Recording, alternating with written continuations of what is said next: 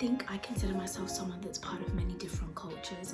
I'm part of the Zimbabwean culture, the African and Caribbean culture, the writers culture, the journalism culture. There's so many cultures that I think that I'm a part of that I don't think I'd be able to. Moving countries is something that's really helped redefine my idea of culture.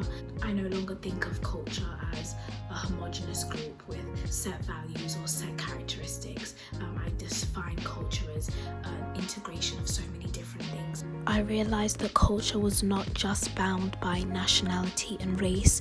It's about shared interests and affinity spaces on the internet that can be moved in and out of easily. It's something that is so integrated that I think it's really hard to clearly define what culture is. From moving countries and going to university, I found myself dismantling the ideas of essentialism and culture because I found myself identifying with so many different groups that I myself did not think that I would identify with, or even people from different cultures. I've been able to identify my own upbringing, my own culture within them. I was someone that grew up in Zimbabwe and England, and I've also travelled to different countries, and I found myself finding so many similarities and differences between the different countries that I've been to and the way that I grew up and raised in comparison to the way that my friends grew up and were raised.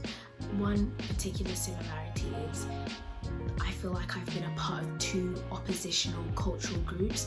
I've been part of the British culture from living most of my life in England, but I've also been part of the Zimbabwean culture, which is where my roots are. So I found that I was finding, even on a daily basis, so many cultural threads and cultural blocks. One thing I found really interesting about going to university is again the idea of integrating so many different cultures into one space and being able to again dismantle the idea of essentialism. And despite being from different national cultures, we all found so many similarities within each other. I found myself no longer conforming to the idea of single stories and seeing people beyond their cultural makeup or the culture that they identify with.